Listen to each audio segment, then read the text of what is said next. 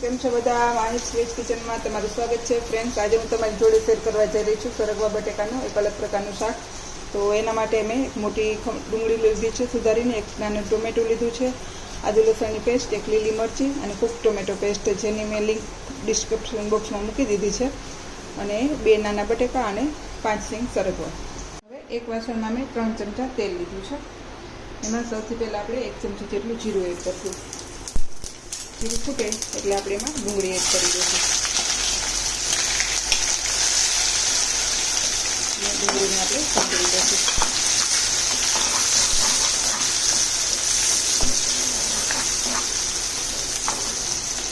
ડુંગળી આવી બ્રાઉન જેવી થઈ જાય એટલે આપણે એમાં ટમેટું એડ કરી દઈશું અને ટમેટાને પણ એડ કરી સાંતળી દઈશું.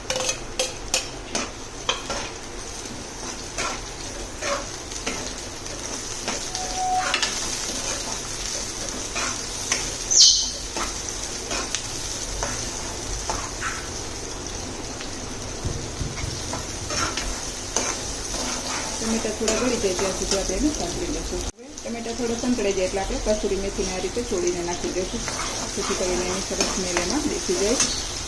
અને થોડી ધાણા ભાજી પણ આપણે આ સ્ટેજ ઉપર એડ કરી દેવાની છે. હવે આદુ લસણ અને મરચી એ પણ આમાં એડ કરી દઈશું.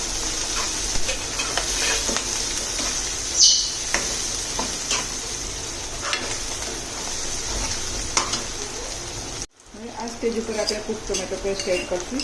મેં અત્યારે 1.5 ટમેટાનું કૂક ટોમેટો પેસ્ટ એડ કરું છું. આ એડ કરવાથી સબ્જીની ટેસ્ટ છે એકદમ નેક્સ્ટ લેવલની આવે છે.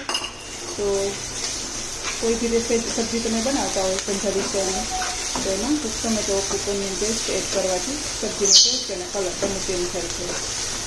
અને મેં આ રેસીપી ઓલરેડી મૂકી દીધી છે, તમે જોઈ શકો છો.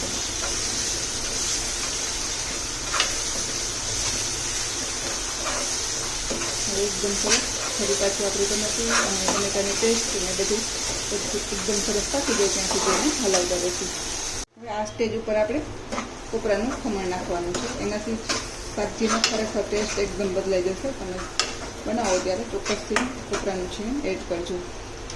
1 ચમચી જેટલું આપણે કોપરાનું છીણ એડ કરી દઈશું. હવે શેકેલા તલનો પાવડર 1 ચમચી જેટલો એડ કરી દઈશું. આનાથી પણ ગ્રેવી પણ ઠીક થશે અને ટેસ્ટ એકદમ સરસ આવશે. હલાવશું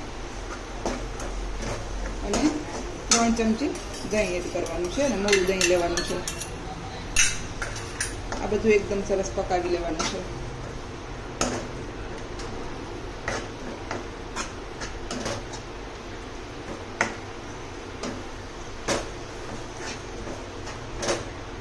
હવે આ સ્ટેજ ઉપર આપણે સૂકા મસાલામાં થોડી હળદર, થોડી હિંગ ઉપરથી એડ કરજો.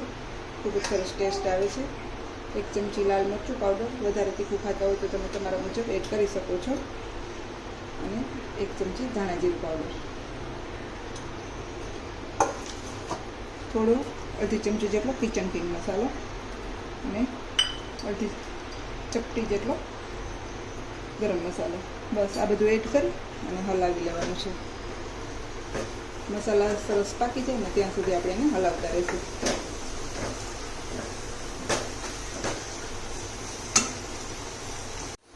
હવે આપણી ગ્રેવીમાં સરસ એક રસ થઈ ગઈ છે અને તેલ છૂટું પડી ગયું છે, એટલે 1/2 કપ જેટલું પાણી એડ કરશું.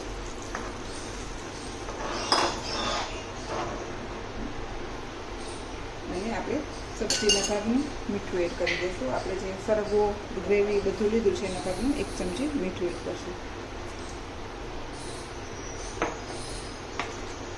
હવે આ રીતે પાણી ઉકળવા માંડે એટલે આપણે જે 6 સરગવાની સિંગની કટિંગ કરીને રાખેલી છે એ એડ કરી દઈશું અને બટેકા એડ કરી દઈશું. અને આપણે એને ઢાંકીને થવા દઈશું.